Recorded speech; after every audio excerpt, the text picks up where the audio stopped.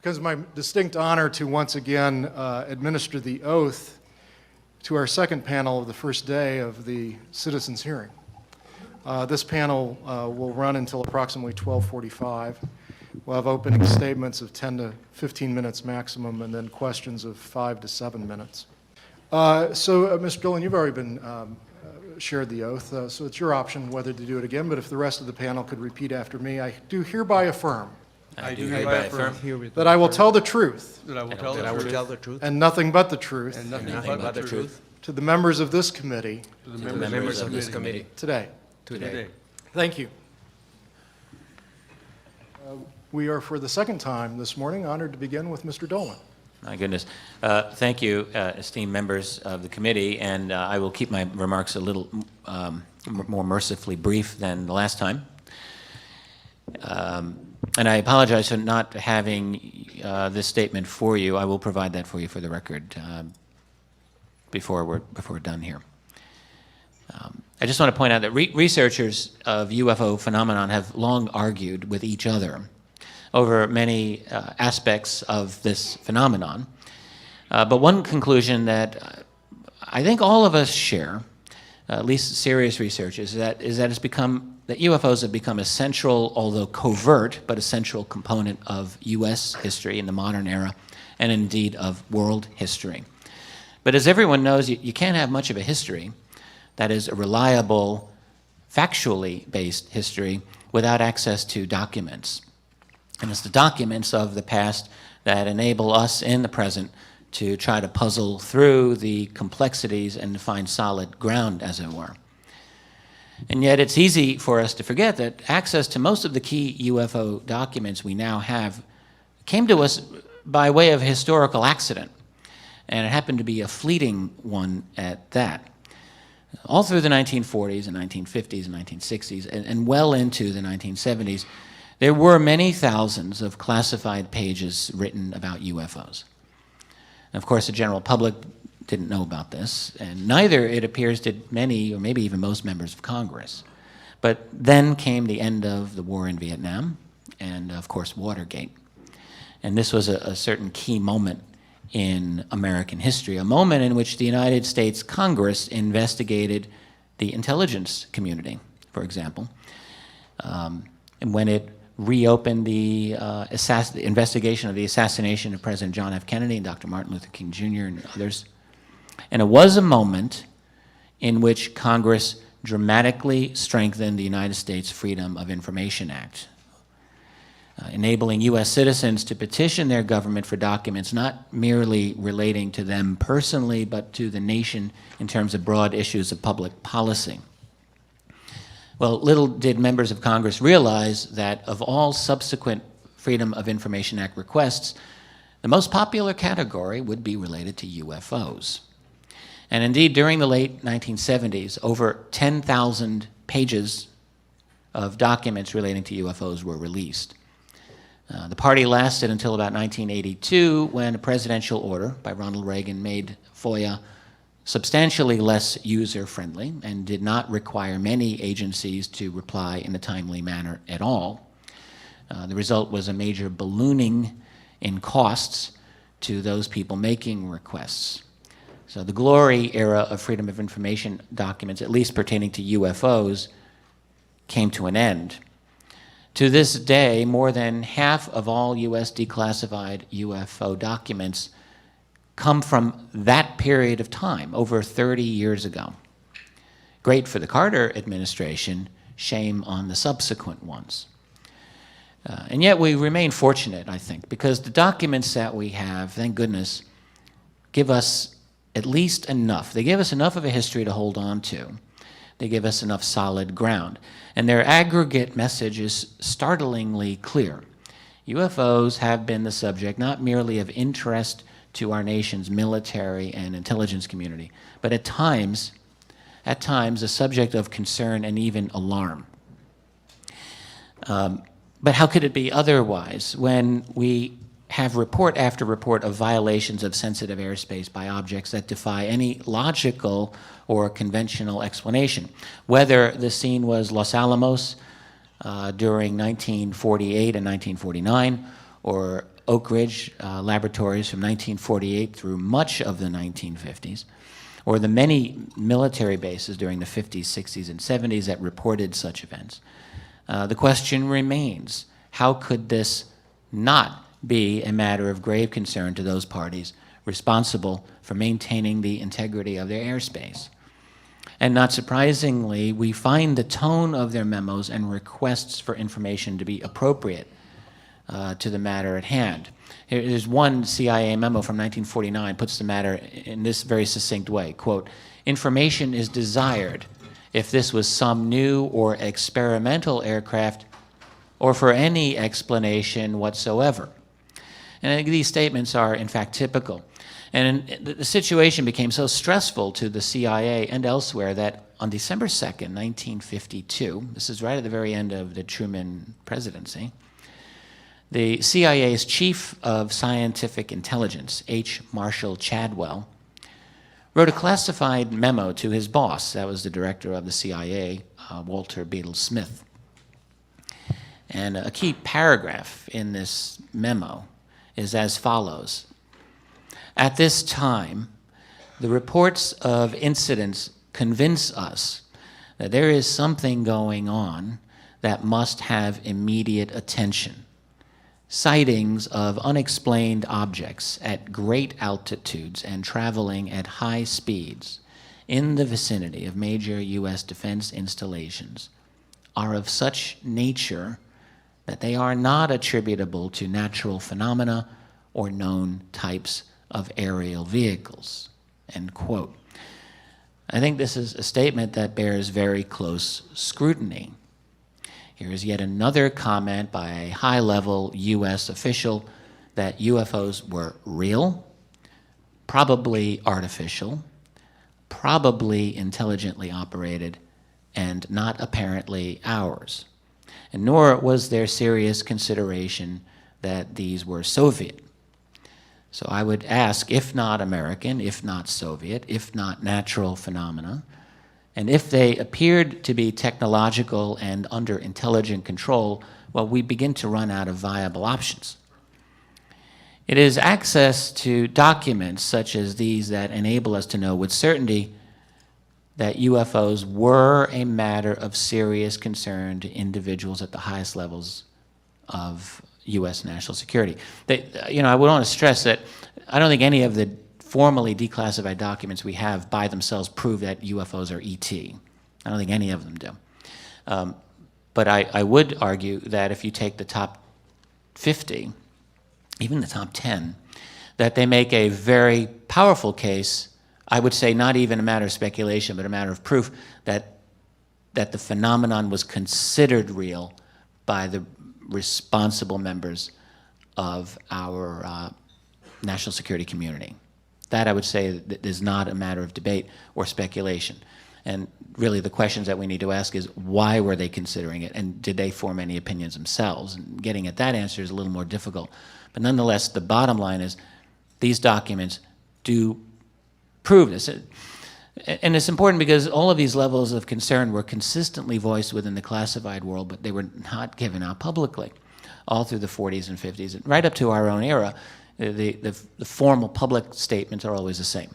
That there's nothing to this, that it may be interesting or may not, but we're not interested in it. We don't do UFOs. And fortunately, as the historical accident of freedom of information turned out, those documents proved the lie to those statements of denial. So today, official pronouncements about UFOs by the government and military, it follows the exact same tone. There's really no difference between what they say now and what they said 50 years ago, except they're a little less insulting about it. Back in the early years, there were a number of statements that talked about people just kind of being crazy, psychopathological. You don't hear that anymore. But other than that, it's really the same type of tone. Unfortunately, though, that we don't have the kind of access to classified information on UFOs as we once briefly obtained in the past. And yet enough genuine and recent UFO accounts have become known to us, many of which involve U.S. military, that we can see that very little has changed something important is happening behind the veil of the classified world. My question to you is, how long will current members of Congress and the public at large be content to roll over and be spoon-fed nonsense by responsible officials when in fact they deserve the truth? Thank you.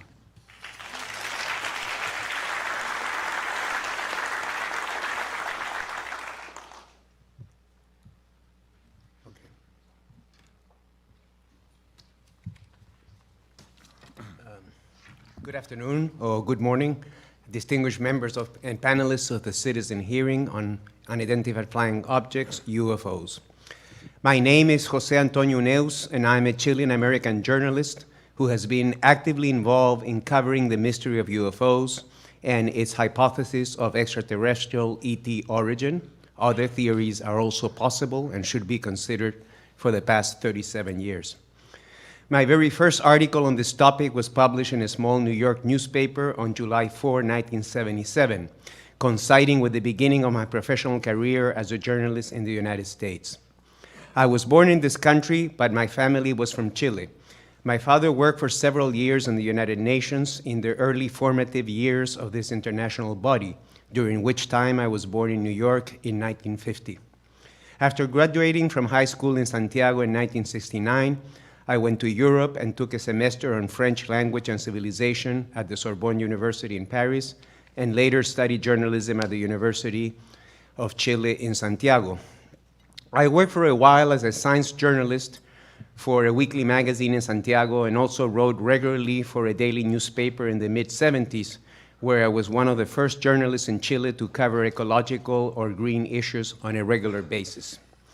This was, however, a period of great turmoil in Chile following the military coup of September 11, 1973, the first time that fateful date shows up in modern history. I might add. So I took the decision to claim my U.S. citizenship and moved to this country, where I have lived ever since. First in the Washington, D.C. area, then New York for some 25 years, back to the Beltway, where I lived in Northern Virginia for about 3 years, and now the Phoenix, Arizona area, where I moved in 2009 after I was hired to work as a full-time paid journalist and editor of Open Minds magazine, and also a writer for our website, openminds.tv, and other production and research activities in ufology for the company Open Minds Production. The subject of UFOs is a contentious one where many different views and attitudes coexist, sometimes in a friendly manner, sometimes in a more acrimonious way. But there's no doubt in my mind that there's at least one conclusion we can and should all agree. UFOs are definitely a global phenomenon. They're sighted visually, on film, and on radar, reported, investigated sometimes officially, sometimes by private organizations, and covered by both the local and international media all over the world. It doesn't really matter what is the culture, language, religion, ethnic origin, and level of development and technological capabilities of a country. UFOs have been reported everywhere, from Alaska to Chile and Argentina in the Americas, all over Europe, Asia, the Middle East, Africa, Australia, and the oceans. There are well-documented cases in many parts of the world, including Brazil, France, Iran, Russia, Zimbabwe, New Zealand, and many other countries. Regardless of what turns out to be the final origin of this mystery, it has a great potential of unifying the different and often divided parts of our world. The reason is simple. No matter how big our ideological, religious, or cultural differences are, we would all tend to unite in the face of an unknown, possibly extraterrestrial presence. It is for this reason that some efforts have been made over the years to bring the subject to the attention of the United Nations organization. This international body, despite its flaws, is the only organization that truly represents all the nations of the world. And so it seems to be the logical place where this issue could be dealt with in a global, formal, and legal manner. I will outline briefly the history of UFOs at the United Nations, a subject that I know very well firsthand, since I personally attended as a journalist the famous historical UFO hearing before the UN Special Political Committee on November 27, 1978. This was the result of a 2-year lobbying effort by Sir Eric Gairy, the Prime Minister of Grenada, a small Caribbean island which had gained independence from Great Britain in 1978. I'm submitting for the record a long article detailing the history of UFOs at the UN, which I published in the 3rd issue of Open Minds magazine in 2010. Grenada's UFO proposal was first raised officially by Prime Minister Gairy and Grenada's UN Ambassador Wellington Friday at a meeting of the UN General Assembly Special Political Committee on November 28, 1977. Grenada proposed the, quote, establishment of an agency or a department of the United Nations for undertaking, coordinating, and disseminating the results of research into unidentified flying objects, UFOs, and related phenomena. Grenada made further statements on November 30 and December 6, 1977.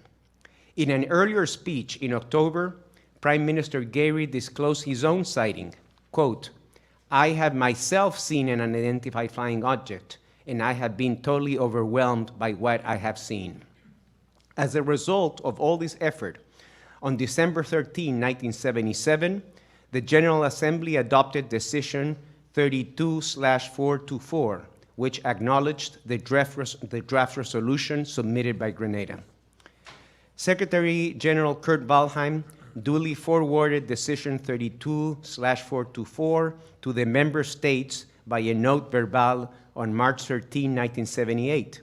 However, only 3 governments responded: India, Luxembourg, and Seychelles, and only 2 specialized agencies, International Civil Aviation Organization and UNESCO, replied with a flat, no comments to offer.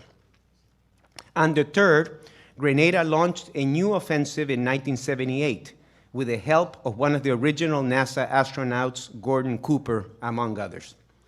A group of recognized experts was assembled by Gairy to testify at a hearing before the Special Political Committee on November 27, 1978, which became the high point of the Grenada Initiative. Besides Sir Eric Gairy and Ambassador Friday, who was now Grenada's Minister of Education, the hearing included testimony by astronomer Dr. J. Allen Hynek, the former scientific consultant for the U.S. Air Force Project Blue Book, who went on to found the Center for UFO Studies, CUFOS, Dr. Jacques Vallée, Stanton Friedman, who is present at the citizen hearing, and a first-hand witness account by Lieutenant Colonel Lawrence Coyne of the U.S. Army Reserve on the famous October 18, 1973 UFO helicopter near collision in Ohio.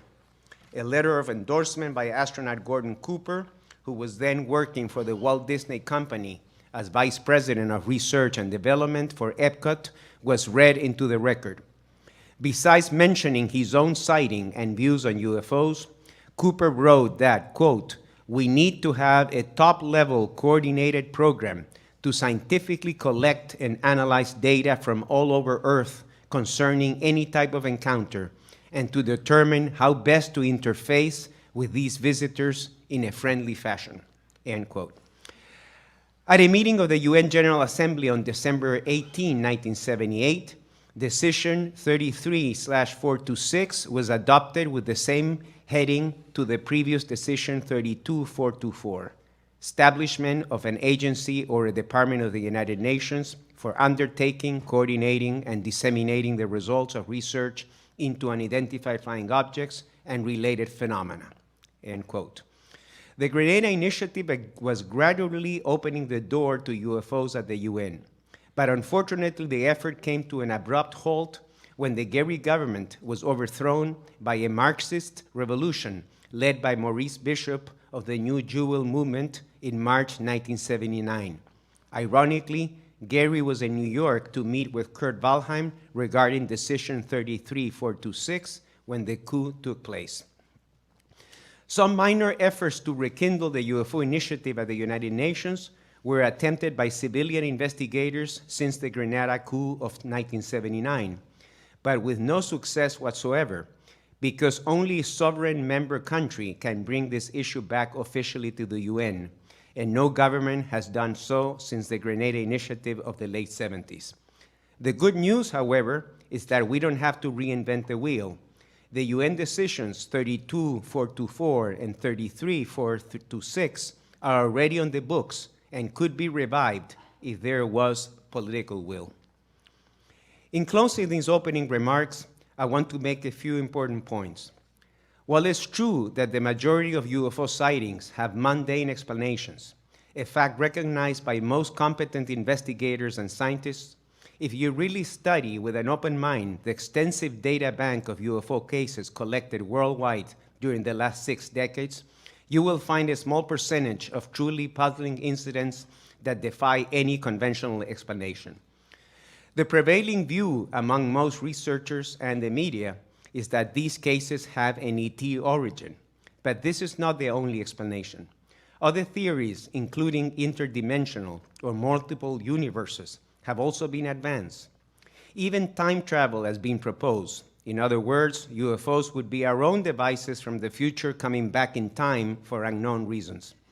I realize all this sounds like science fiction, but think for a minute.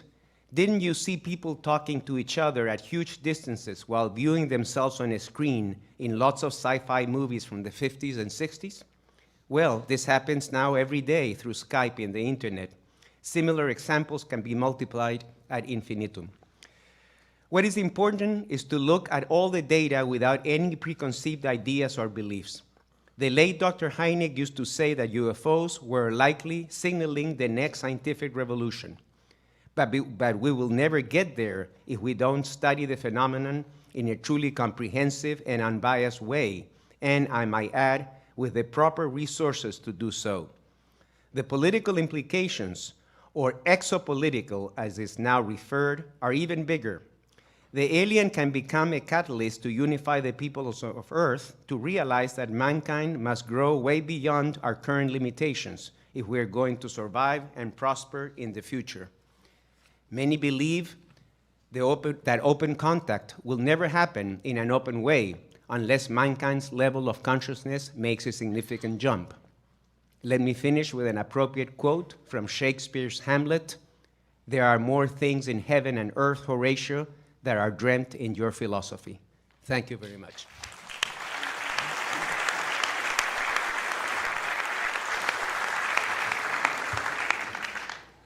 Good morning. Good morning, Congresswomen and Congressman and Senator Gravel. My name is Dan Sheehan. I am General Counsel for the committee. I've been asked to speak briefly here today to address a few different instances that have occurred in my career as an attorney that bear upon this particular subject that have led to me ending up being General Counsel. I was also General Counsel for the original disclosure conference that we had in 2001. So I've been around for a while on this particular area. And it arose because I was Chief Counsel for the United States Jesuit headquarters in Washington, D.C. here back in 1976 when President Carter was elected president. And immediately after his election in November of 1976, President Carter called into his office the then Central Intelligence Agency director, who was George H.W. Bush. And President Carter asked to be briefed by the Director of Central Intelligence on the issue of UFOs. And in that meeting, CIA Director Bush asked the President-elect if the President-elect would leave him in as the Central Intelligence Agency Director, and that he would promise that he would never run for political office in his life if Carter would agree to keep him in as the Director of the CIA. Bush wanted to, at that time, become more or less like J. Edgar Hoover had become at the FBI, that he would remain, that it would be above politics, that he would remain in that position. President Carter reiterated his request for the UFO information, saying that he had his own person in mind to be the director of the Central Intelligence Agency, which happened to be Teddy Sorensen at the time. Bush at that time then refused to provide the information to him, saying that he did not have adequate clearances, he was not the president yet, and that he should ask his own Central Intelligence Agency director for that. But if he wanted to have the information ahead of time, that what he could do is he could contact the Science and Technology Committee of the House of Representatives. And they had an ongoing relationship with the Science and Technology Division of the Congressional Research Service that could go about getting things declassified to show him. That is what generated the request from the Congressional Research Service to me as the General Counsel for the Jesuit headquarters in the United States, asking if I could gain access to the Vatican Library to obtain the information that the Vatican has in its library, in its classified sections, to deliver to the President for his review. I did that. I contacted the Jesuit, who happens to be the head of the Vatican Library, requesting this information, and much to my surprise, I was denied information. I wrote a second letter to them saying, look, I guess you must not know who we are here.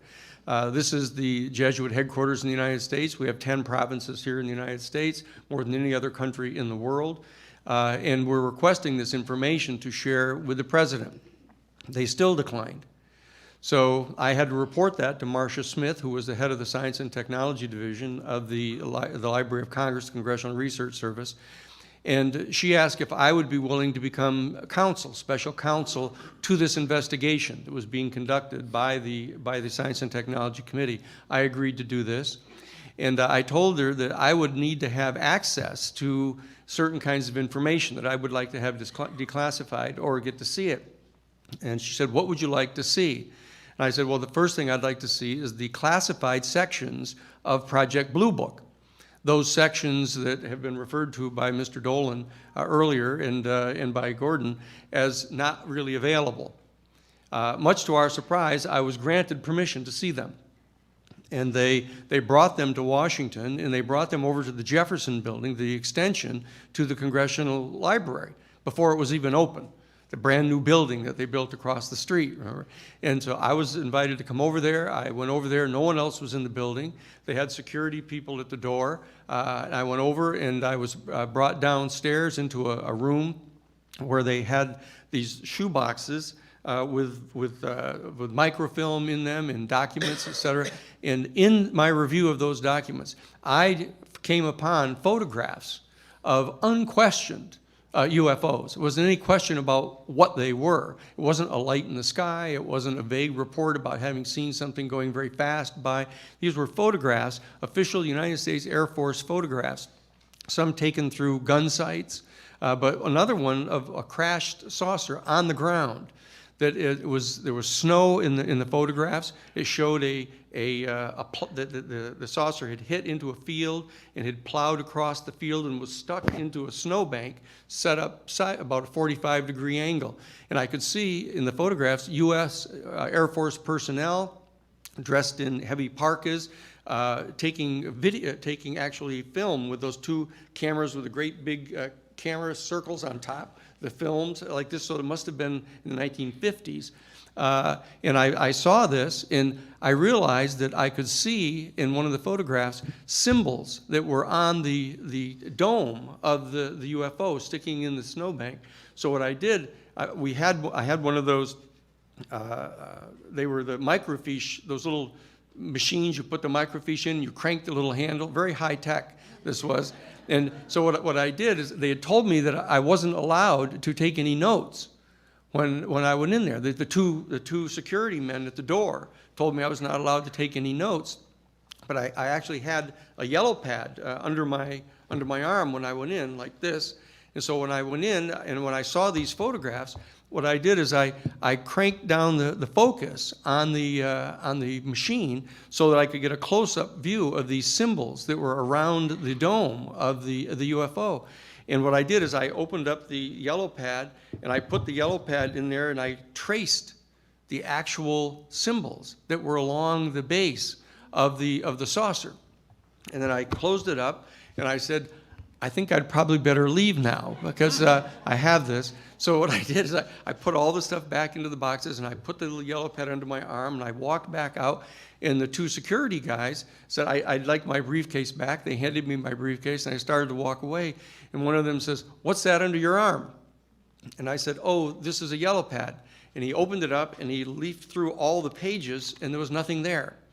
And so, because I had put it on the inside of the cardboard. And so I took that back with me to Jesuit headquarters, and I brought it to Father Bill Davis, who was my superior at the Jesuit headquarters. And we then agreed to go. We gathered all 54 of the major religious denominations, their Washington, D.C. offices, and we brought them into a meeting, and we proposed to them from the Jesuit National Headquarters that we establish as a priority having the churches try to ascertain what information we could get, and that we would get the backing of the churches and then go to the Vatican Library and see if we could start to address this. Now, that is what we did. And Father Bill Davis, when I asked him this, he got puzzled, and he reached down and he pulled open the drawer out of his desk at the Jesuit headquarters, right over by DuPont Circle, 1717 Mass Ave is where we were. And he opened up the drawer, and he pulled out a photograph. And he said, "This is a photograph that I got from my sister. Her husband is in the tower in the Seattle Washington airport. He's a flight controller, and his best friend is a commercial pilot, and he took this photograph out of his window of the commercial airline, and he handed me the photograph of this." So we showed this to the people at the Washington Interreligious Staff Council that we organized, asking them if they would make this a priority. And they said, "Are there any other subjects you'd like to discuss?" Instead of that, that they didn't want to address that at that time. And what happened, I was contacted then by Marcia Smith, who was directing the investigation for President Carter at the Congressional Research Service. And she asked me if I would go to meet with the people at the Jet Propulsion Laboratory in California in the SETI program, the Search for Extraterrestrial Intelligence, and give them a briefing on the theological implications of contact with extraterrestrial intelligence. So I was privileged to deliver a 3-hour seminar to the top 50 scientists in the SETI program on the theological implications of contact with an extraterrestrial intelligence. And then in 1994, I was contacted by Dr. John Mack, who was the chairman of the Department of Clinical Psychiatry at Harvard Medical School, because I'd graduated from Harvard College and graduated from Harvard Law School, where I was one of the founders of the Harvard Civil Rights Law Review. And I had gone on to Harvard Divinity School.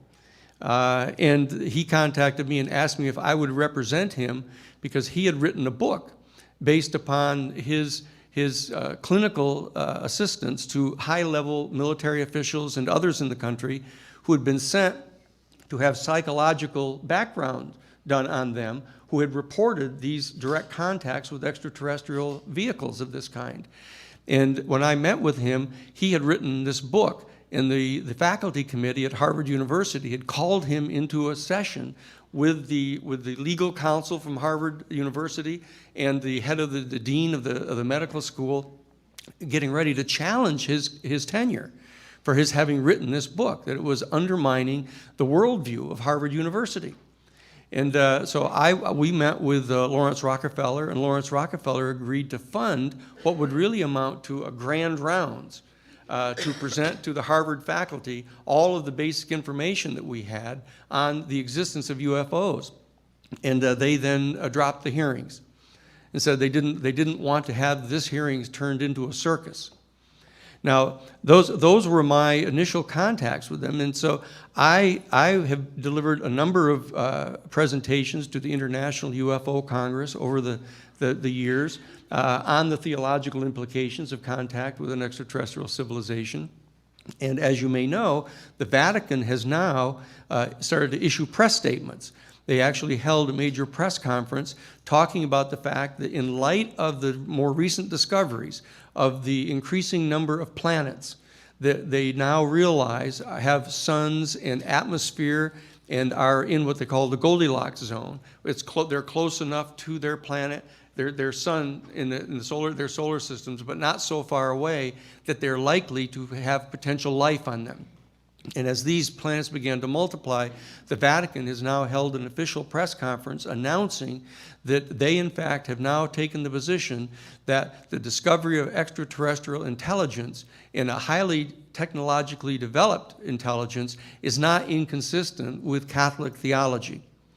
And that is what is going on right now. There are very high-level meetings going on right now with the new Pope to discuss what positions are going to be taken by the International Catholic Church with regard to the theology.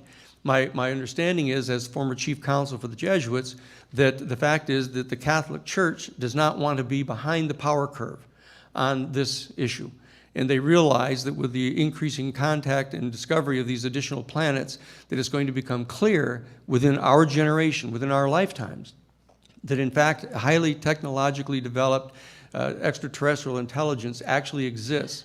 And the findings of the Congressional Research Service that were delivered to the President, to President Carter, is that based upon all of their analysis, that they have come to the conclusion, this is an official conclusion of the Congressional Research Service, that they have come to a 95% probability projection that there are from 2 to 10 highly technologically developed extraterrestrial civilizations within our own galaxy.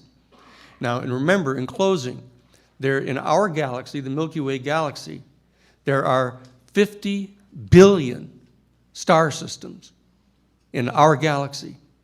And there are 50 billion trillion galaxies that are now known. The question, and the abiding question, and it's the one that you and I discussed last night, Congressman Bartlett, have these vehicles developed the capacity to transport vehicles beyond the speed of light? Because if they have, then all these questions now become focused. That means that they would be able to be here, come here, and go. And if they have, then all of these sightings that we've talked about, all these hundreds of witnesses that we've talked about, then are talking about a very real phenomenon. And I'll close with this one observation. When I was legal counsel for the Iran-Contra investigations, that we were the ones that actually initially discovered the Iran-Contra weapons supply trafficking. And when I delivered this information to Peter Rodino, who was at the time the chair of the Judiciary Committee of the House, through Scott Armstrong. Scott Armstrong, as you'll recall, was the staff person on Rodino's staff of the Judiciary Committee during the Watergate investigations, who discovered the taping system in the White House that Alexander Butterfield revealed this to Scott. So I went and brought this information to him, and because of his close relationship with Peter Rodino, he delivered all of the information we had about the off-the-shelf enterprise, the involvement of Poindexter and everyone else. And the response of Peter Rodino was, he said, Scott, he said, my God, he said, if what you're telling me is true about this off-the-shelf enterprise going on, delivering these weapons contrary to the orders of Congress, why then, he said, I've been telling my constituencies if they didn't like the way that American policy was going, that they should write a letter to their congressperson. And if their congressperson didn't do what they wanted them to do, you should vote for someone else for Congress. But if what you're telling me is true, Scott, my God, we haven't even been in control. I'm not going to allow the Congress of the United States to investigate anything like that. And that's the issue that's before us now. Because if, in fact, we're not in ultimate control, and there is an extraterrestrial intelligence of this type of sophistication that's been visiting our planet and entering our airspace and outmaneuvering our aircraft, it's perfectly clear that from a political consciousness that abides inside our executive branch and inside our legislature, that is not something that they want to share with the American people, because it would ultimately undermine the confidence of the governed in their governors.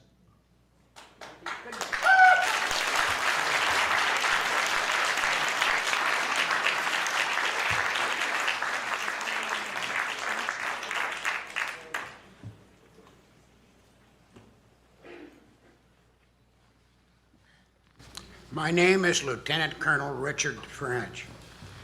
I am one of the writers of the original Air Force Blue Book.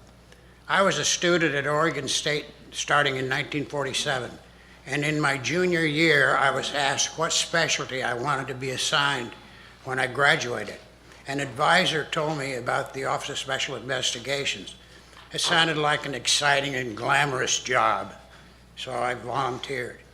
Brigadier General Carroll, a former FBI director of the Washington District, was commissioned as an Air Force general and assumed command of the OSI. The OSI, of course, was also given the added responsibility of investigating the phenomenon of unidentified flying objects. The OSI assignment required that I have final top secret clearance granted before I could even report for duty. That caused a delay in my reporting because I, in fact, am adopted and all of my medical and birth records and all that are sealed. After a year, they straightened out that mess, and I reported to DO-20 at McCord Air Force Base, Washington. There, my training officer was a special agent named John Drejos. Under his supervision, I began investigating UFO reports and recording the incidents in the Air Force's Blue Book. The most controversial UFO incident that occurred in my early training and deserves special mention because of its unique factor. An F-100D pilot they launch the Ds, they launch them normally just in twos rather than fours like tactical fighters. Anyway, he pulled up on this UFO and it was approximately 30 yards directly behind the thing. The F-86D carries a total of 36, 2.5 inch, or 2.5, let me get this straight. Carries 36 of those 2.5 inch rockets, and they're carried in a pod that drops, and it drops and it automatically fires when it comes down. Well, he got the clearance to fire, which kind of surprised everybody, but he blew that UFO out of the sky. But the problem is that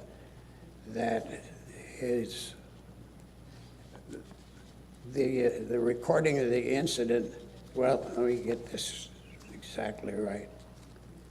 The UFO intercept violated the prohibited zone at Hanford's Atomic Energy Facility. He was a wingman and pulled up straight ahead and was given a clearance to fire.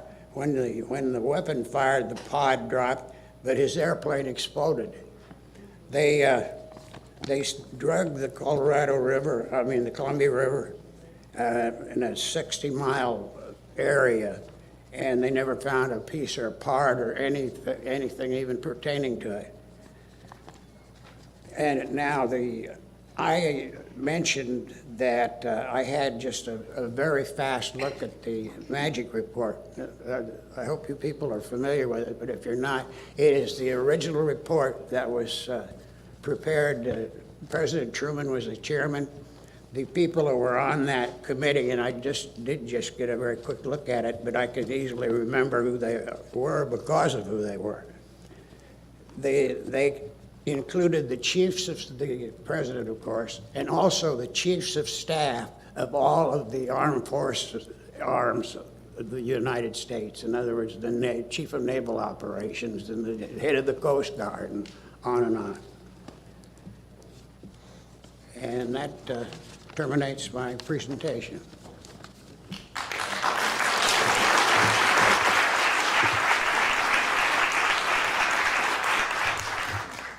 We have about 10 minutes for each member of the six of you, and that'll take us to 12:50.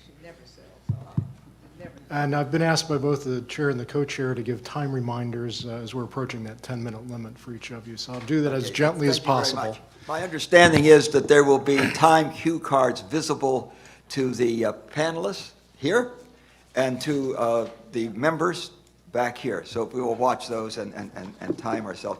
I remember a number of years ago, I was traveling in a car and had my car radio on, and there were two news accounts.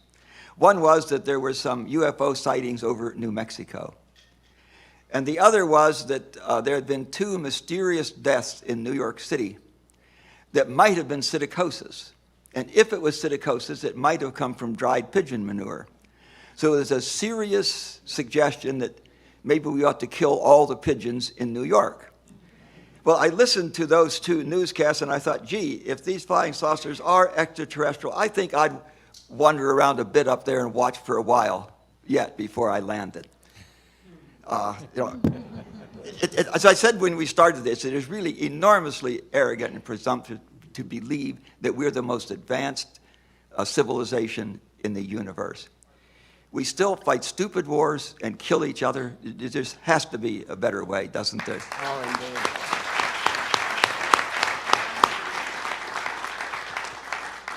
Again, I will reserve my questions till the end. My co-chair. I wanted to mention one other thing. All of the time, and there's a period there, it's about 12 years, but during that 12-year period, my primary job as a member of the OSI was to debunk them. In other words, I'd come up with any kind of explanation. We'd say it was swamp gas or you name it, anything that we could come up with to apparently convince the general public and maintain the secrecy level on that. And some of our answers, I swear, were absurd. But the swamp gas, for instance, at that time, there was an average of about 3 a week UFOs that descended into the Gulf Breeze, Florida area, if you know where that is. It's just where the Panhandle is in Florida. Anyway, I went down there and we observed them just regularly, just sit there every evening with a cocktail, and then they'd come. But what was it? It was swamp gas. That was my lie, and I made good on it. But that was my actual job. Be the most artful lawyer on earth. Thank you very much. So, Colonel French, you did a good job of it, obviously. Yeah, thank you. So, for all four of you, I have this, it's just starting to weigh on me. If transparency would reveal that we really aren't in control, that there are actually as intelligent or more than likely more intelligent life form than humans, and that in so knowing and admitting would be dangerous. How do we, that's a closed circle, folks. So what do you recommend, how do you recommend we handle this? Let's start with the colonel who won't tell us it's a gas form. Well, I see no other way to attack it than to come up with some kind of international organization, something along the line of what we already have in hand, or some similar governmental way, and then putting those people, you know, because when you think about it, this confronts religion directly and very firmly. Yeah. And we do need some type of organization, something that can hold us, if need be, to contact these people from another universe. That when they come, you know, it's a lot better if you say, "Hi, buddy," not try and shoot their tail end off. So, reclaiming my time to go on to you, Daniel. But let me add a piece to this now. Then how will the United States, for one, give up our rights as our national security rights if we went on to cooperate with the United Nations on this? Yes, this is a worldview issue. That one of the things that I discovered after a number of years in practice, that the reason I ended up going back to Harvard Divinity School to study after spending a number of years out practicing law, was that this is a worldview issue. That people don't think about this very often, but the reality is there's a spectrum of worldviews that are shared by our human family.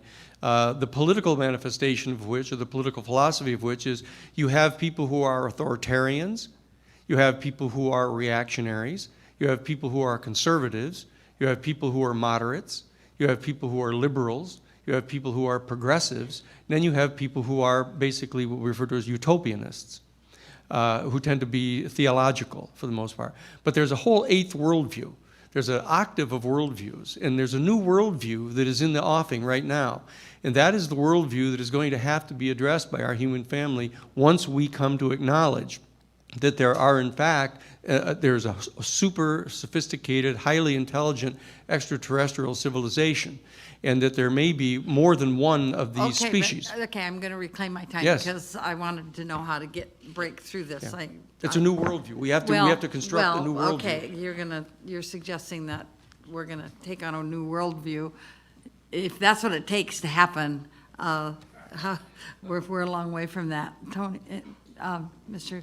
Huneos. Well, you know, every so often things happen in the history of the world that change, that lead to a complete change. And that was the case when America was discovered, and it was called the New World, even though it was part of the same world. But at that time, you know, it completely changed the paradigm of the late medieval period.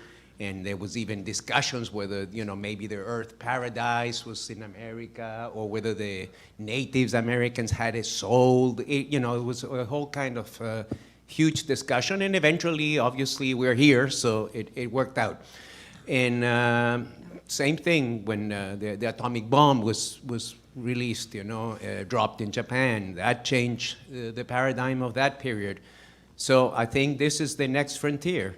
And I don't think it's going to be as difficult as it seems, because we're kind of conditioned already by the media and by the entertainment industry. I mean, even when I started this business, such as we could call it a business, this duty, many years ago, the attitude of people was very negative. Really, UFOs were considered like a cookie subject, you know. And so now, people, if you ask a young generation, for them, it says, well, what's the big deal? It's obvious that there's life in the universe. So I don't know exactly how it will happen, but it will, and we will have to adjust and move forward. So I guess it's a good thing we have the entertainment industry to turn on people's imaginations. Richard? Yes, thank you for this question. It's very important. I often think, you know, no parent is ever ready for their first child, but they happen anyway. Disclosure of this reality, you know, we may or may not be ready for it. We probably won't be ready for it, frankly. I think that our society is going through such a tremendous revolution. This isn't 1990, it's certainly not 1950, and so we have capabilities today that I think are forcing this issue out. WikiLeaks didn't exist 10 years ago because it couldn't exist. There wasn't a global infrastructure. Cell phone cameras, all of this is all new. So I think something's going to happen that's going to force this out front and center. And my suspicion, I can only guess, is that those people who have knowledge on this, and I think there are such people, must be aware. They must be aware that they cannot keep this secret forever. I think the wise thing to do would be judiciously and responsibly to begin allowing some of this information out. Maybe there are controlled leaks today. I do think that when this matter is out on the table, that doesn't mean all the answers will be there. It just means that we'll be able publicly, without all, you know, joking and ridicule, to be able to talk about it as a public policy issue. I also think that this will necessitate a geopolitical revolution. You mentioned the issues of U.S. national security. Well, there's other countries in the world, and they're all going to be affected by this. And so it will have to be necessary for there to be a true United Nations, something that actually works, that people can believe in, because without that, I think it's just going to be a big Do I have mess. any more time? 2 minutes. Let's, the next discussion, I would like to go from, we're worried about airspace, how about cyberspace? So. May I make a comment at this? I'm basically, I mean, my background is I have more combat than virtually anyone you'll ever meet. I have more than 800 combat missions, 860 in jet fighters. Wow. So I'm not afraid of battle. Obviously I think not. the dumbest thing we could possibly do is weaponize space. And I've been in that argument several times. And it would be absurd to do that. Thank you. That's Thank you. Good. enough. Cyberspace. That 1 minute is all we have. It's quite clear that the technology that seems to be at the disposal of this civilization is able to access, you know, if the FBI can tap into your internet, and then clearly they can too. So they're monitoring, undoubtedly monitoring all the communications that are going on. And I would dare say that there is a process going on of feathering into our culture information, technology, et cetera, that is going to soften this blow. That there's a process going on of released information, of contact information, et cetera. And I find it, based on 40 years of doing these kind of investigations of Watergate, Iran-Contra, and others that I've been directly involved in, that there's clearly going to be a decision made by very high-level people above all of our pay grades here. I say with all due respect from Congress people, that there'll be a decision made to start feathering information into the culture to prepare our people for this rather gradually, which has been going on now for the last 60 years. I think we're finished. Thank you. Congresswoman Kilpatrick? Thank you very much. I think I want to start with the Colonel. I served on the Air Force Academy Board for about 6 years in my 12-year tenure, 14 years in Congress. Served on the Appropriations Defense Committee, first African-American woman ever to serve there. There's only been 3 in the history of our 2,000-year country. It's outrageous. We really believe that women have something to offer. So I really appreciate your service. Right. We come from a let's work this out kind of thing, so we wouldn't have this problem when we control the world. But having said that, Colonel, I really appreciate your service, your time, your dedication, 800 plus. I've been all over the world with the Defense Department, and it's been quite an experience for me, and it's really capitalized and captured my tenure in Congress, really. Why is it that when you were there, you couldn't talk about it? Everything I've read and seen, everybody hush-hushed it. I know, wait, let me do it. I want you to do the whole question. The whole question. I know a lot of it's, from the presidential right on down to the Joint Chiefs of Staff, and one of you all spoke to that, and we're going to get back. You didn't call it by that name, but that's kind of what it was. That Truman had exactly, as a matter of fact. Why is it now that you're at the table discussing it with us, acknowledging that it is? Probably it's because I'm in my 80s. Praise God, okay. Now, here's the problem. If you had a government job, you need to be what they call humanly reliable. In other words, they thought you were a maniac or something, you'd lose your wings and lose your job and so forth. So anyway, I think it's because of that, basically the human reliability problem, the fact that there are some real lunatics in various places and you can't identify them well enough. And then they won't submit. Well, you have a problem with next of kin. If they have a child that is ill mentally, what do? You believe today that as you sit here with us and former members of Congress, 80 plus years of experience, having now before this committee whose time has come, since 1968 there's been no hearing, as you know, we're moving to that. And I don't know that the answer is another hearing right now. I'm afraid for that. I heard in this discussion this morning there's a lot of private things going on. I like to see partnerships, private-public. I think that's when Americans get our best bet, when we come together as a nation in a private-public kind of atmosphere. When you talk about what you just said, and I agree that it's urgent. I think somebody at the table mentioned coming together and acknowledging it, which we haven't done as this country. Other countries are beginning to do that, and some were mentioned this morning.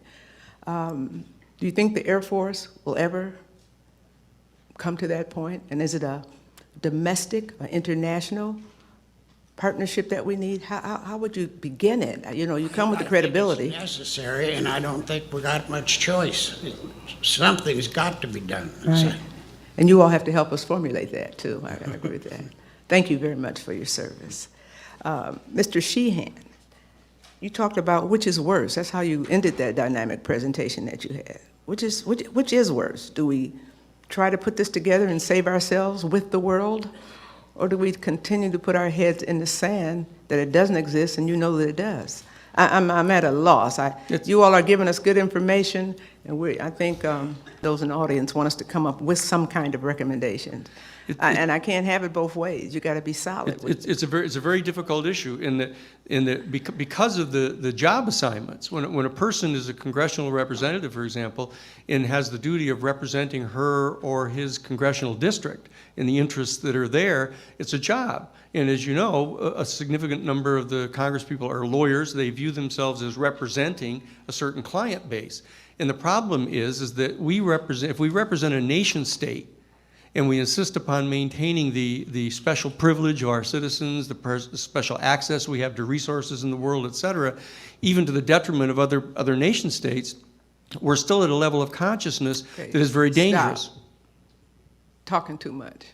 Yeah. Break it down for me. You Okay. got to give me 2-3 points. I mean, we don't have a lot of time. And I love everything you said. Yeah. But don't give it to me back. We're- We got to have something to hold on to. When We're going to have to yield some of our national sovereignty to a global body like the United Nations. Okay, right there. We're not doing that. I mean, we got No. leadership presidents now who don't even acknowledge that exists. So we're not going to yield anything. Yeah. It's got to be approached to it. Maybe we do it better because we're former elected officials, public policy makers. Can't say it like that because the wall goes up and you don't get past it. Yeah. It's got to be a better way to say that and begin to do some of what you suggest. And it'll come probably through religious communities, that the altering of consciousness with regard to an angelic realm, an other dimension of reality, that's where most people categorize these types of discussions. Okay, They're and theological. that's where you worked with the Jesuit Yes. Coordination Coalition. I That's think right. that's a good start. That's I think right. you can't leave out private industry. I think you can't leave out the universities. I mean, it's got to be a major coalition of things and institutions in our country and around the world that would come together more than one time with experts like yourselves and laymen like us and others who have interest in the issue, because it is a world phenomenon. And if we keep acting like it doesn't exist, then we all lose, the world loses. That's right. So, I think time is urgent, and I'm very new at the issue, so I'm just learning it. Even as a member of the Appropriations Armed Service Committee, we tacitly touched it, but then it goes away. Yeah. Even at the academy, where we outstanding young men and women who dedicate their lives to this country, and they have some things that they look at, and then it's put away. It's in the Air Force Academy Exactly, book, exactly talking right. Whole about chapter. how to address UFOs. Exactly, It's exactly. there. I was going to go to the Air Force Do you feel the Academy. urgency? Yeah. Do you all feel the urgency? And I'm going to ask, I'm going to say your name wrong. Thank you very much, Mr. Sheehan. Is there urgency here, or are we just here just talking? Normally, people have put it away, I mean, officially, right, governments, but I think in a way there is, because the potential it has a very good potential, like I said in my statement. It could really do the trick that everything else has failed, you know. What do we do in this earth? We have tremendous problems besides this issue, environmental problems, hunger, and so on, you know. And somehow we don't seem to be able to deal with them as a world society. There's just too much fighting and ideological differences and religious differences. The issue of religious is very important. Look at all the recent problems we've had internationally, you know, with certain factions of the Islamic religion and all that. In fact, I wrote an article in the magazine about UFOs in Islam. Which was quite interesting for me to research that. And like all religions, you know, again, you have many factions within a religion. I do agree with Daniel. Probably if the Pope and other religious figures, they might be the way to do it. That may do the trick rather than the political will, because you know how politics are. I mean, you know better than we do how things get Well, I very see I have difficult. a minute left. Thank you very much for that. Just in kind of summary and trying to understand it. As an appropriator, 12 years on the Federal Appropriations Committee with a budget of nearly $3 trillion, biggest being the armed services of $700 billion. Now we're on our knees. We don't have the money for this or that. Could this possibly be something that can save our budget, get more resources, make it universal, offer some kind of, I'm looking at it from an appropriations point, there's got to be some coming together. We spend a lot of money doing a lot of things that never happen. Quick answer, I sit yes. here as an appropriator looking for dollars to help save America first and incidentally help the rest of the world. Sorry to interrupt there. Anything that can allow an object to loiter indefinitely, instantly accelerate, and do it all silently is using something better than petroleum for it moving around. So there must be, whatever that answer is, there must be something implicit in the reality of this phenomenon that will actually be a game changer. And that's really the one hope. We've got everything so messed up in every other way looking at the world. We're not cooperating, we're fighting. But if this is real, if there is an energy paradigm solution here in the UFO phenomenon, that by itself is worth every single effort that we can make to get that out in the open. Thank you. Thank you, Mr. Chairman. Thank you. Thank you. Thank you very much. Senator Gravel. Let me point out that it's not only the problem of the Congress, it's the problem of the American people, which has been propagandized by the Congress and its leadership, that we are superior as Americans to anybody else in the world. That's the problem. If we're going to have a global community, we must put our humanness first before our nationality. And what the testimony that I read is that you're talking about a paradigm change in global governance. Now, let me ask this as a favor to you, to us, for this immediate hearing. Would you, Antonio, get together with Daniel and the others and draft a resolution that we could decide upon at the end of the hearings on Friday to recommend the creation of a United Nations agency using the Grenada precedent and already the numbers, the resolutions that have been. So you draft that, and doesn't have to be 20 pages, it can be 1 page, maybe 2 paragraphs.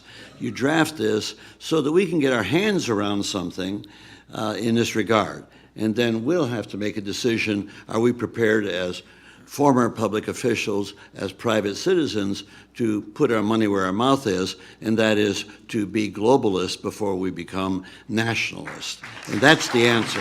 Yes. So if you could provide us with that document, we'd be deeply in your debt as on this side of the table. And I could start that a little bit, because there's a provision in the United Nations which is called the Uniting for Peace Resolution.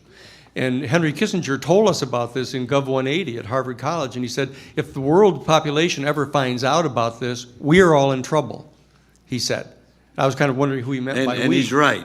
Yeah, the that's government, right. The leadership is going to be in trouble once the people wake up. That's right. But you need a device. Yeah. And right now, the device is the knowledge that you're bringing forward that we're trying to observe here. So first, would you bring that resolution as soon as you can? Surely. We'll circulate it among the members and the leadership of the Paradigm Research Group. Yeah, we can do that. To seek their accept. We'll be glad to. Now, the question I would ask, Mr. Dolan, you mentioned that the compendium of documents that you're aware of has come about through Freedom of Information Act, has come about by accident in many regards.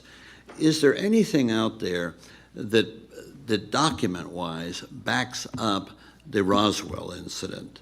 That is the crash and the humanoids. Is there any document that we could put our hands on? Yes, sir. There are a few very interesting documents. Even as early as July 1947, FBI, which was involved in investigating the so-called flying saucers very actively, had a memo indicating that the debris or whatever was recovered at Roswell was being transferred to Wright Field, Dayton, Ohio, U.S. Air Force headquarters.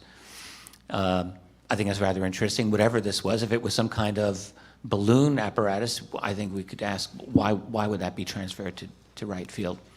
So that's interesting. There are a number of other documents that talk about rumors within the military, discussions of There's, Yeah, that's not good enough to Right, no, prove, no, that's because it's exactly right. hearsay. But regarding Roswell, there was, back in 1994, the General Accounting Office of Congress was tasked with looking into the Roswell incident. All right, and this was on the initiative of the late Representative Stephen Schiff of New Mexico, whose constituents asked him to do this, and he did. Schiff talked about this at length, about how the Air Force and the Pentagon just stonewalled him, gave him nothing, gave him a lot of expletives as well in the process. But what the GAO's investigation was that the relevant records at Roswell from the end of 1946 into, I think, 1948, 49, were gone. All of the records that they were looking for, that they expected to find, were, surprise, not there. And there was no explanation given. These were records, according to the GAO, that should not have been removed. They were permanent, but they were gone.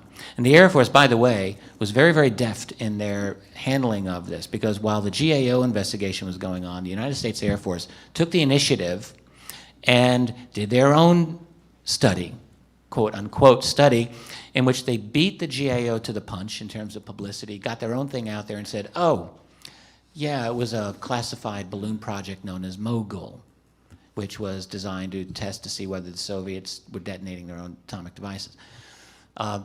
It's a big, big, fat report. It looks very impressive. When you actually read it, it's a load of fluff, in my opinion. But that was their explanation. They beat the GAO to the punch, and so they won the PR war. Okay, thank you. Mr. Sheehan, would you address briefly what is the theological implication? Briefly. Yeah, it's coming to grips with the full import of the theological reality is what undergirds all of this, is that for each of us to recognize that we are incarnated in a material form, but that there are other vibrational frequencies at which there are other dimensions of reality going on at the same time. Our theology is the realm in which we deal with it. It's a category of knowledge in the human family in which we deal with other dimensions of reality. What happens after death? How did we get here? What are we doing here? What's our ultimate purpose? These are things that are raised by the UFO issue. And that's why I reiterate that it's theology, it's in the realm of theology that we have to come to address this. And when we do, what we're going to discover is that we're going to draw down into our culture a lot of those same realities that, for example, the Native American culture and some of the Aboriginal cultures understand, that they are in a dynamic relationship with other dimensions, other vibrational frequencies.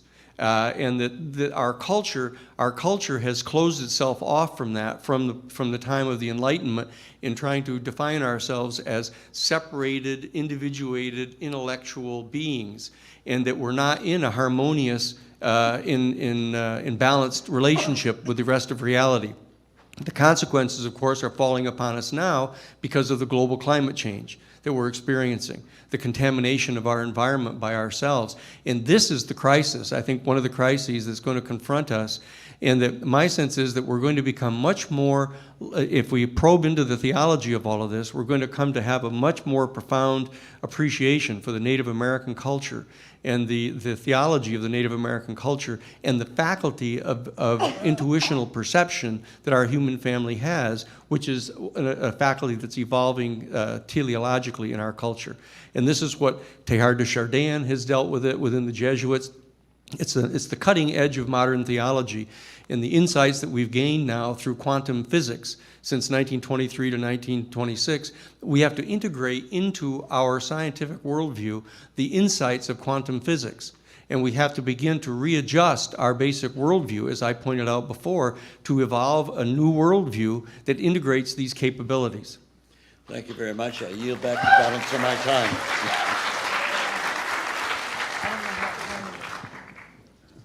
Congressman Cook. I would like to start by asking Colonel French, you were involved in the initiations of the Blue Book processes. Yes. Could you elaborate a little more on what you found out from that, and especially so I have a better understanding of how that got stopped or discarded, or what exactly happened on the Blue Book, and how long did that go on? I just need a better I'd like to understanding throw of you a that. curve if you don't mind too much, but they ask about what happened to the results of the accident at Alamogordo. Yeah. Well, all of that was taken to what is called the Foreign Technology Division at Wright-Patterson Air Force Base. And what was shipped, there was physical debris, actually parts of some kind of airplane. Another unusual aspect of it was, though the metal wasn't any thicker than cellophane. I mean, but you put it in your hand and you crush it together and it flops right back into shape. We had it analyzed. It didn't come from Earth. There's no known, we have no known source of whatever that metal was. You had that in your hands? Yes. You've actually held some of that? Yeah. Okay. And so has Marcel. Jesse Marcel did the same thing. Yeah. And I understand from the Roswell, basically, what's generally called the Roswell incident. I realize there were several different Yeah. locations of materials gathered up. Yeah. There were dozens and dozens of witnesses on the materials, and you're clearly one of them, and one of the, at least in terms of the analysis of the materials, not necessarily gathering them up. But tell us about, were there witnesses of any, as has been referred to as humanoid? Oh, yes. But and who, because you don't hear nearly as They much also- about that, but They could you also were taken to the Foreign Technology Division. There were, if I remember, it was about 8 or 9 corpses. And and I'm more interested right now in the witnesses to that. I've read the accounts, but who Well, were the, I there were many can't- witnesses of material. I can't that- point you to anyone that can add to that except Marcel, Okay. because he was the first one that picked it up. Went But- out to the crash, policed up the pieces of the airplane, and there were specific markings on them, like they were identification numbers for parts or something of that nature. But it would look rather like Arabic writing. It didn't look like anything from our neck Now, of the woods. Did Marcel indicate that he had actually witnessed the humanoid part? I know he witnessed the answer over here. Well, and please, if anybody can illuminate. Well, first of all, there are quite many witnesses, of course, who've gone on the record about Roswell. Unfortunately, we'll have a Roswell panel here during this maybe week. yeah. And Okay. there are a number of researchers who've specialized in that. but My quite question a was, few. it started off as the Blue Book, but then it. Blue Book was the U.S. Air Force official public investigative body of UFOs from 1940. Actually, it was a successor of a couple of previous ones. Started in 1952, went up to 1969 when it was closed down. Okay, but it did include some of the Roswell stuff. It included nothing in Roswell, the Blue Book. No, there's nothing on Okay, Roswell. so that was, okay, well, I'd asked about the Blue Book, and when Nothing did you that I've say- ever When heard did you of, say it was closed down, and what was the reason for that? The end of 1969. What happened in the 1960s is that the United States had a big wave of UFO sightings. 1965, 66, made the news. Gerald Ford, congressman in Michigan, talked about it on the floor of Congress. His constituents had seen UFOs, and he was not satisfied with the answers that were coming from the Air Force. And the pressure was really on the United States Air Force to do something about this. It's hard to remember because it's so far back in time, but the Air Force was losing a lot of credibility on this. A lot of people were not believing the Air Force explanations, and swamp gas became a big national joke at that time. And so really all the Air Force wanted to do was just get rid of UFOs. And so what they ended up doing was they contracted with the University of Colorado to conduct what was to be the first true public scientific investigation of UFOs. And the whole attitude was, whatever Colorado comes up with, that's what we're going to conclude. Okay. And what that study did is that was a whole big mess, and half the scientists got fired midway through the project because they were believers. The man running it, Edward Condon, was absolutely dead set against any kind of pro-UFO, pro-ET. So based on that recommendation, the Air Force was able to wash their hands, say, thank you very much, and they said, we're out of the business. We're not doing this anymore. And there's no way to retrieve any of the, I just got to make sure I understand this. And I appreciate, because you've illuminated this greatly for me. But is there any way to find out exactly what was in the Blue Book at this point then? I mean, I'm looking for. Yes, yes. I mean, Well, the Blue Book files are. They're still there. They're You're just available. saying they're absolutely being covered up? No, the No, Blue no, Book they're files now- are released. Oh, we can still read Yes. those. Okay, well, I was But the confused on problem- that issue. The problem is, Classified sections. yeah, and the problem is the Roswell stuff is not in the Blue Book files. Okay, Yeah. now I've got a better understanding of all that. and in the prior panel, Stanton Friedman referred to a memo by a General Carol Bollender in which he stated, in closing Blue Book down in 1969, that UFO reports affecting national security were not part of the Blue Book system. Okay. So Blue Book, I do remember him yeah, saying that. yeah. If I could turn to Mr. Huneeus and Mr. Sheehan. Religion has been brought up and implied in terms of this whole thing several ways. And now you're not trying to say that just because Pat Robertson has a particular view or because popes in the past have said things that clearly don't agree with what you're saying as a Jesuit, Right, right. that religion is somehow against the idea of extraterrestrial life? No, in fact, it's quite the contrary. That, remember, religion, religare, the Latin derivative of religare is to relink. The whole idea of relinking the intellect, intellectus, the root of intellect is intellectus, the ability to distinguish the difference between. That whole ability that we developed somewhere between Australopithecus and Homo erectus, this intellectual capacity, we alienated ourselves in a separate entity here behind our eyeballs from all of the rest of reality. Sure. That's I'm- the danger. with Okay, that. but I'm going to kind of adjust Yeah, this a little yeah. bit. Was there an implication that it's more of the, well, let me just say this, going to Christian religions in specific, Uh-huh. you think there's some bias against the belief in extraterrestrial? Because you were talking about maybe we're going to have to accept No, this from a different religious perspective or something. No, I think that within one of the features, the unique features of Catholic Christology, for example, is each of the worldviews that I'd pointed out that have political implications, there are subsets of Catholic and Christian theology in all of those. So there's a reactionary worldview that is fundamentalist, that everything is divided into good guys and bad guys, and there's Satan in angelic realms, and they've projected this satanic reality that they have onto extraterrestrials, which is very, very dangerous. Well, I would, I'm not in any way here to do missionary work for my particular Yes. religious faith, Yeah. or certainly to speak for my religious faith. I'm a Mormon. But on a fundamental level, many Mormons believe it's consistent with doctrines of the church that there is life What's an official doctrine? outside the It's the an terrestrial official sphere. doctrine Yeah. of the Church of the Latter-day Saints. The actual belief in extraterrestrial Well, intelligence. and I want to make that point clear. Yeah, Again, yeah. I'm not here for that No, to, but it's to true. preach or anything like But it that. is true. But I'm also, I think, and I think most Mormons believe as I do on that, Yes. would still say, that's still a leap to say that we've had the visitation. And there's nothing in the religious sense that would prohibit that.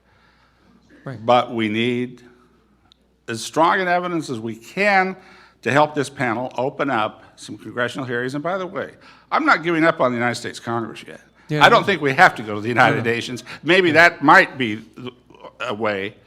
But let's also try to open this up at the United States Congress Yes, level. I agree.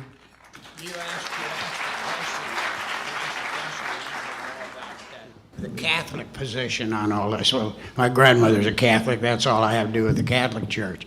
However, it's very important, one thing that the Catholic Church has done, and believe it or not, they commissioned the building of a wide-angle lens to search the skies for inbound UFOs.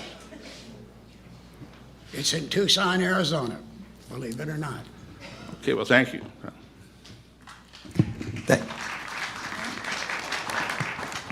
Thank you very much. Congresswoman Hooley? What kind of mean, the reaction over the last 30, 40 years in the United States, what's the reaction and what has happened in the rest of the world?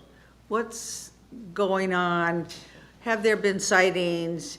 Do they feel differently about it than a lot of people feel about it here? What's happening elsewhere? Well, as I said in my statement, the one thing that I think even skeptics would have to agree is that the UFO phenomenon is worldwide. It doesn't matter. I mean, it doesn't matter the religion, it doesn't matter the ethnic origin, the language, the culture. It has been reported all over the world. Now, there are some sociological differences, as you would expect from different cultures. But we see there's quite a rich history of UFO, even UFO investigations, official investigations, and we will be discussing this in a few more sessions during this week about investigations. And we have, in fact, with us some members from some of the South American agencies. So we've seen an opening in recent years, particularly in some European countries and particularly in South America. Now, odd as it may seem, it almost seems to be good politics now in South America to have a UFO investigation. I know it sounds awkward, but the Latin culture is obviously more open. There's much less ridicule in the media and all that about this phenomenon. And so we've seen a trend. It started with Uruguay back in the late 70s, and we have a representative that will be speaking later in this week. And then Chile, Peru, Ecuador, Brazil, Argentina recently announced the creation of a UFO agency within the Air Force. What is interesting about the South American approach to this phenomenon from an official point of view is that there's not an adversarial relationship between the official military agencies and the civilian UFO committees or UFO groups. Totally different from the United States, where we, even in the days of Blue Book, there was always a big fight between ufologists, civilian ufologists, and the Air Force. That was classic, you know, if you read the history of UFOs in the United States. But in South America, and it used to be a little bit like that too in South America, not as bad as here. But now you see that they cooperate. And they usually what happens is because a lot of these agencies, they have a limited budget, a small budget. Right. So they call for volunteers from the civilian community. And that shows us a model. We don't have to have an adversarial. We don't have to fight the government. This is a mystery. We should all work together in order to solve this mystery. So that's at least some of what is going on. But even Russia has had a lot of official investigations. Even under the Soviet Union, there were committees there were actually two committees that were going on in the late 70s and 80s. One was a public one through the Soviet Academy of Sciences, and the other one was a secret one by the KGB and the Ministry of Defense, the Soviet military. Nobody knew about that one publicly, but the scientific one was even officially revealed, even in the controlled Soviet media. And then, of course, under Gorbachev in the 1980s, Glasnost, it opened up. And the UFO phenomenon became very, very popular in the late Soviet society and into modern Russia. So China has had kind of a semi-official organization called the China UFO Research Organization. We have one of its founding members here also attending this hearing. So yes, you see it all over the world, and in other countries actually have a more open attitude, I mean officially. So it provides a model also for the U.S., in my opinion. For any of the panelists, the other question I have, one of the other questions I have is, a lot of people, when they talk about this, at least in this country, are ridiculed when they talk about it. This is, poo-pah, you're somewhere in outer space. Why, I guess, has there been some organization, or is it just our attitudes in the United States? Tell me why there's so much skepticism in this country. I'll try to feel that. I do find privately people are much more open about this than they are when they're in a public situation. That's one Right. thing. People discover that probably any of these researchers, and they discover, oh, you research UFOs, inevitably they will say, oh, let me tell you about what I saw last year, 5 years, 20 years ago. So those stories are out there, and people, I firmly believe there is a true hunger for knowledge on this once people realize that there's something to it. But I agree with you, in our public discourse, this is a third rail. Whether you are in major media or politics or academia, they're all really the same in this regard. I had a professor at UCLA call me a number of years ago, a department chair, said, well, I really just want to let you know I enjoy your books. I said, thank you, why are you whispering in the phone? Which literally he was whispering, and he said the typical thing that every professor would say, well, my department's kind of political and, not go. Right, so it's always the retired ones who look for me. But personally, I believe, the tone was set back in the 50s, and in fact, the top skeptic debunker in the US at that time was a Harvard astronomer by the name of Donald Menzel. Menzel wrote a number of books. He was like the pit bull guard dog maintaining orthodoxy. If some little community college professor was going to get out of line and talk about UFOs, here's Menzel, Harvard astronomer, who's going to argue with Menzel? And he'd slap them down. Menzel, we learned years later, had a very, very close relationship with the National Security Agency. Very close. Does this prove that the NSA used him in this capacity? Who knows? But these things, this is how it looks. Back in the late 1970s, journalist Carl Bernstein had the famous Rolling Stone article in which he said there are over 400 US journalists that I have identified who had a covert relationship with the Central Intelligence Agency. CIA promptly said, well, we don't do that anymore. And if you read the language carefully in their statements, especially in the 1990s, they're very lawyerly in their denials. It's very clear that there are relationships. So what I am suggesting, and I guess this is the conspiracy angle here, but I would suggest that there are proxies that work with national security elements. Look, it's an open revolving door in much of our society anyway.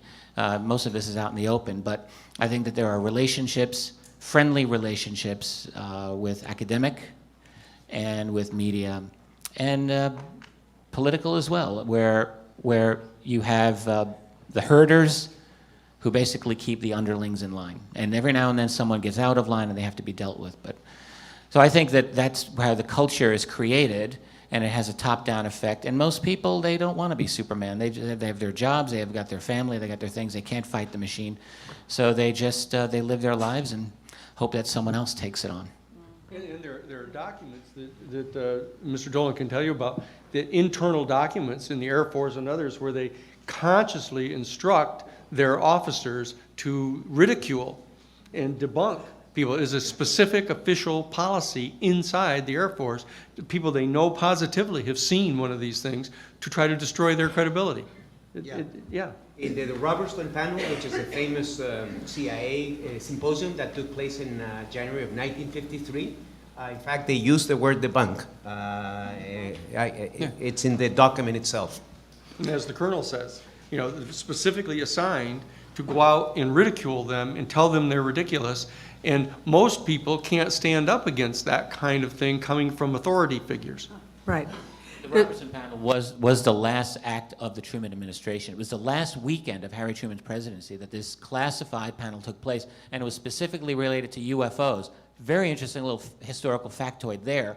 And as Daniel just pointed out, its conclusion was, this is a necessary topic and we must debunk it to the American people. This is not a good thing for them to be thinking about. Thank you. And they're Thank you working with the very much. media to do that. Thank you. Thank you. Thank you very much. From where was the balloon, the mogul balloon that was supposed to have been the Roswell incident, from where was it supposedly launched? The mogul, I thought they were at White Sands, Alamogordo, that area. We have the record. Oh, I'm so sorry. From where?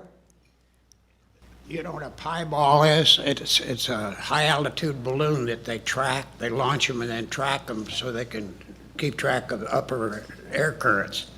But when it was launched, when Marcel launched the thing, he would have been probably standing right in front of base ops, because that's where they send them up from. From where? Base operations. You see the fighter squadrons or bomber squadrons or whatever, they have their own particular area, but transient airplanes always launch from base operations. How close is one of those to Roswell?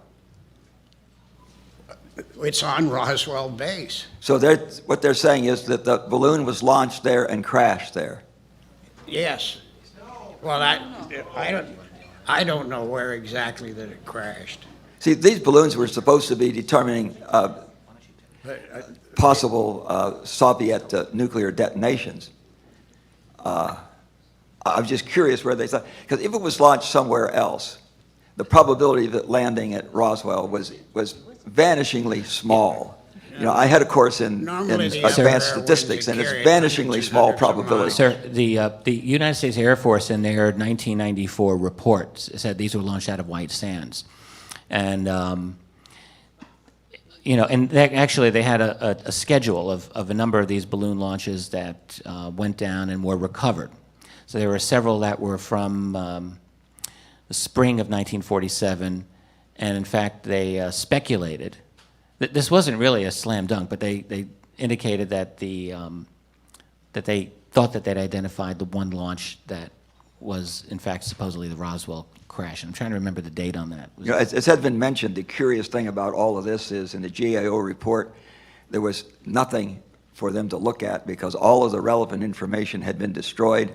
They had no idea at whose command it had been destroyed. And, you know, this is very unorthodox. It should have been there. Kind of interesting, isn't it? I was a member of the Science and Technology Committee. I think it was simply called the Science Committee then. When Schiff held this, I thought it was a hearing. Apparently, it was a briefing, and it was what, in about 94 or 5. I came to the Congress in 93, and I remember his interest in that. When I was first approached about this week's activities, I was cautioned that if you do this, you could possibly be relegated to the lunatic fringe, and this may not be good for your potential activities for the rest of your political productive life. I'm 87 in 5 weeks, so I don't know how much remains anyhow. But I said, you know, I'm going to do this because I think there's a very serious constitutional issue involved here. Whether there are UFOs or not, whether they are extraterrestrial or not is really quite irrelevant to whether or not there ought to be hearings on this, because the First Amendment to the Constitution says the right of the people to petition the government for a redress of grievances. Mr. Sheehan, doesn't this fall within that? Oh, yes. Yes. There's no doubt about this. But the fact of the matter is, in a national security state, from the passage of the National Security Act of 1947, there has been an entire caveat on the Constitution that things that fall under national security, and when Oliver North can sit right in front of you and say, sure, I lied to you, the Congress, because this was a covert operation. You know, that we're in charge, you're not in charge. And so there's an entire national security state kind of subculture that believes that they have the right not only to hold information back from Congress, but to openly defy Congress. When you pass the Boland Amendment prohibiting them from engaging in the covert operations against Nicaragua, they go ahead and do it anyhow. The danger is a national security state, and if it arose in the context of the Cold War with the Soviet Union, we should move very aggressively at the end of the Cold War to try to disassemble some of those structures of the national security state, not try to create a new one, so that they went searching very quickly for some ultimate other that they had to find, and they ended up having, you know, Afghanistan or Iran or Iraq. It's a mindset. And it's that whole kind of retrenchment into a defensive position in the face of the ultimate other. And it's an ultimate mindset that we have to try to overcome. And as I point out, that it's a theological issue, because that is a malfunction of our intellect. And it cuts us off from our harmonious relationship, not only with the rest of the universe, but all other intelligent species in the universe. And that's what we have to address, I think. It's a worldview issue. Thank you. For 20 years in the Congress, I served on the Armed Services Committee, and I remembered Eisenhower's caution as he left office that we should be concerned about the military-industrial complex. I understand that in the original draft, it was military-industrial congressional complex. And he didn't want to be too political, so he took out the congressional. It's too bad he did that, because this really is a military-industrial congressional complex. The F-35 is built in 48 states. There are 96 senators, and I don't know how many hundred representatives to support the F-35, not because we may need it, but because it creates jobs. Yeah. And you know, too many of us cannot differentiate between jobs that consume wealth and jobs that create wealth. Yeah. It's on the front page of the Washington Post today. You look at the headlines of the Washington Post, and it says that the sequester of trying to cut back on the military budget, all the arguments are coming out now. We can't do that because of all the jobs and the employment. You know, I mean, it's an old saw. We've developed an economy that is so reliant upon military spending that, in fact, it drives the policies to go looking for adversaries. And if we lose the adversary of the Soviet Union on December 31st of 1991 with the dissolving of the Soviet Union, it takes them less than a few years to find another one. And if you have to go so desperately that you're looking to Afghanistan and Iran as being your ultimate threat to the most powerful nation in the history of the human civilization, there's a motive for that, and it's not because they're threatening you. When we held a hearing on this in the Congress about the economic effects, I wouldn't have, if I was chairman, I wouldn't have held the hearing, economic effects of sequestration. And when it came time for my question, my 5 minutes, I said, suppose when we left here tonight, we broke all the windows out of this building. And we did that all over Washington. And overnight, a crew came in and replaced all of those broken windows. And we did this every day. We broke out all the windows, and the crew would replace them all. Wouldn't that create a lot of jobs? Just think of the jobs that would create. You know, and my question was, do you think that would have a long-term beneficial effect on the economy? I wanted them to understand the difference between jobs that create wealth and jobs that consume wealth. Well, we've been talking about the Constitution and why I'm here. I'm here because I think that the Congress owes the American people a hearing on this subject. That's right. That's right. Absolutely. You may be dead wrong. There may be nothing to UFOs. That is irrelevant. You have a right to petition the government for redress of grievances. All of my questions have been anticipated by my colleagues. Thank you all very much for a very good